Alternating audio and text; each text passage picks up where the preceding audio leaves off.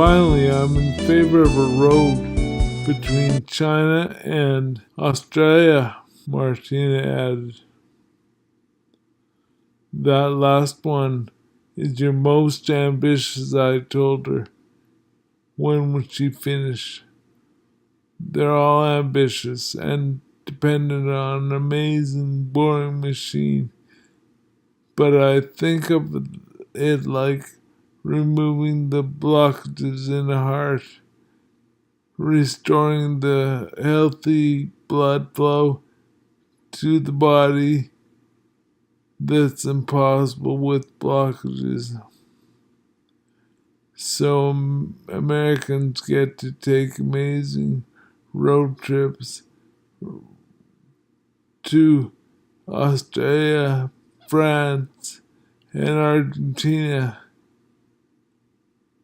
Will that convince them to open their doors to Mexicans and Africans? Kurt wondered. My idea is to create an international highway, a fenced-off road corridor about a mile wide, international open access territory. No one needs a passport to enter. That's where the green part of my proposal comes in, as the corridor could be planted with algae ponds and jungle to fix carbon, volunteered Martina. And it's mostly dry wasteland we're going through anyway. Also, it's a showcase for seawater use, as algae can be grown in salt water, and desalinated water can irrigate the jungle in the corridor.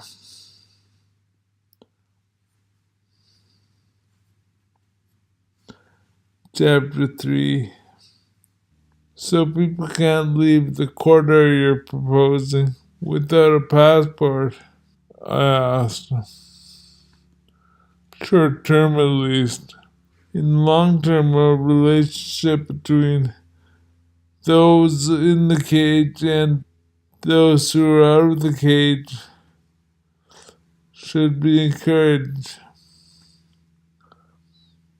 Martina offered. So if an immigrant struggles and builds himself a tiny home, will there be subdivisions on the outside the fence? Kurt asked.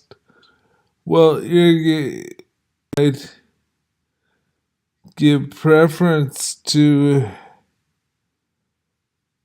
an applicant with his housing worked out, and a subdivision outside the fence sounds like a good idea, she answered. There's an option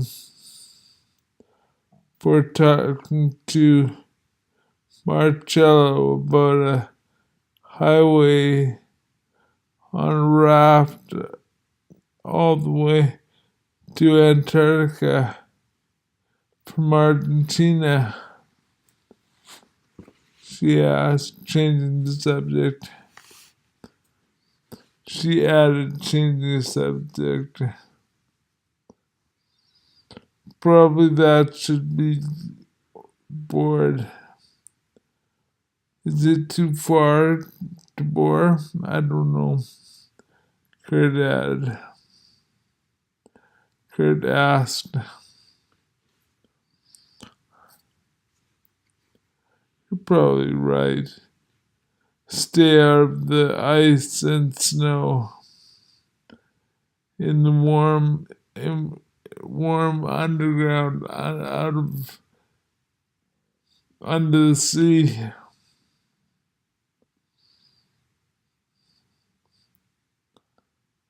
That tunnel would require snorkels to get air. Martina brainstormed.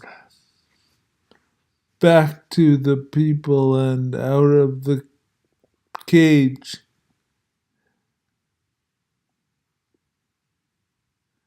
Do you think first world travelers would stay in the corridor when they travel through the world, third world countries?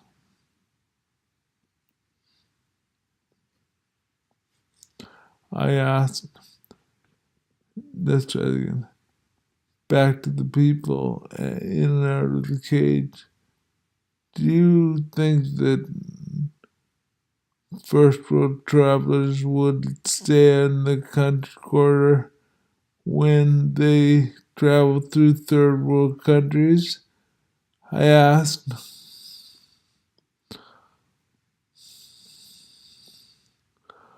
I think there'd be refugee camps to deal with, I suggested. Oh, Martina in the middle says, so when I ask,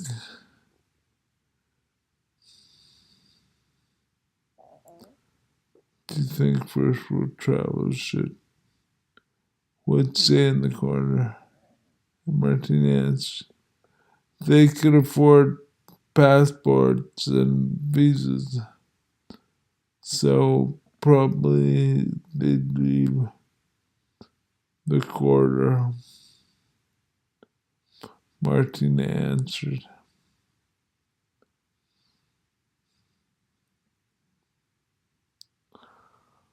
I think there'd be refugee camp to deal with, I suggested.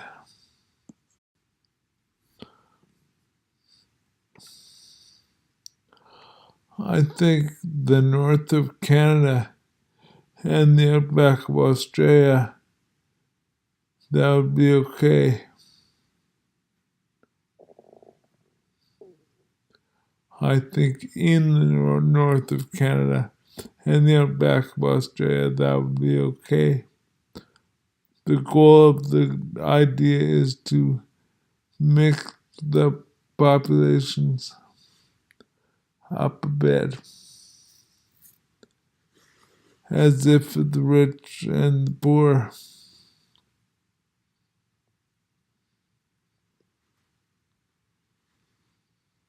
No, as it is, the rich are too rich and the poor are too poor. By mixing up things might get more equal, Martina proposed. So without the American sake part, you're in favor of offering a region, offering refuge to the millions of poor people who want a way out of their situation. Great, summarized.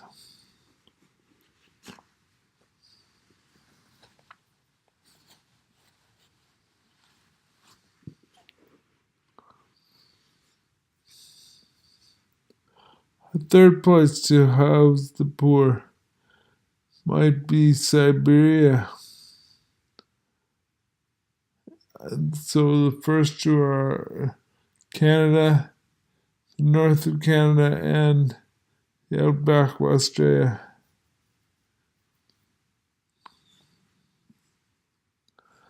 That land, like Canada, is experiencing summers for the first time. growing crops in the steppes, Kurt added. But my idea should totally involve third worlders moving to the first world. There's a mistake I have to fix. It would involve first worlders in moving to the third world, she told us, where the sun shines.